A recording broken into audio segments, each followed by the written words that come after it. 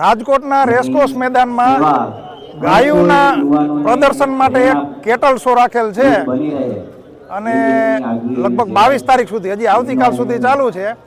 એમાં બધી ગીર ગાય અને કાંકરેજ ગાય ને અલગ અલગ બ્રીડની ગાયો રાખેલી છે. અને અહીંયા છે ને એ બધી ગાયોને લઈને એના નંબર આપે છે. આ બાજુના વિભાગમાં બધી ગીર ગાયો છે અને એના આખલા અને ધણકૂટ છે.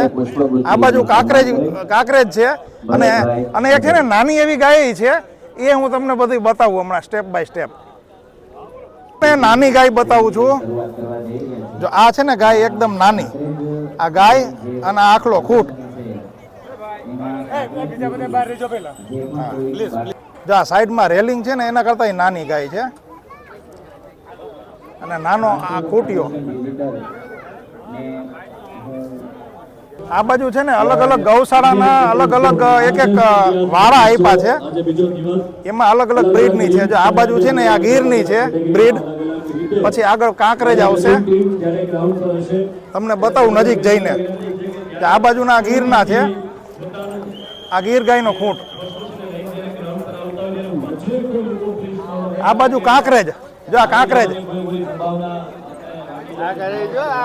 કાંકરેજના શિંગડા અને એનું જો દેખાવ જોવો.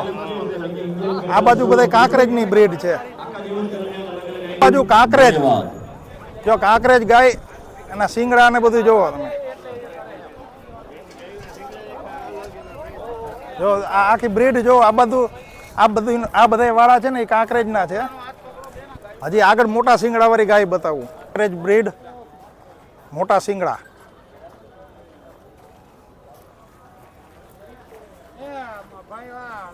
હજી આગળ છે, આગળ હમણાં બતાવું. હવે જો આ ખૂંટ જોવો તમે, કાંકરેજ બ્રીડ હો. એના શિંગડા જોવો.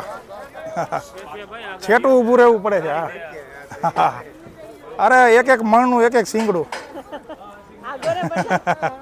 આનાથી છેટું જ રહેવાનું હો. હા, ગરમ મગજનું બહુ છે. આ ખૂંટ છે ને ગરમ મગજનો છે.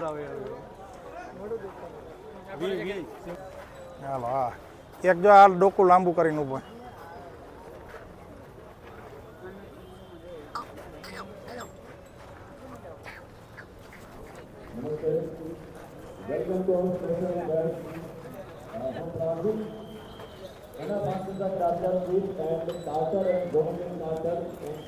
હવે આગળના વિભાગમાં બધા ગીર ગાયું છે, એ જોઈ લઈએ આપણે. બધી કાંકરેજ ગાયું જોઈએ આપણે. હવે આપણે હમણાં આગળ ગીર ગાયું જોશું.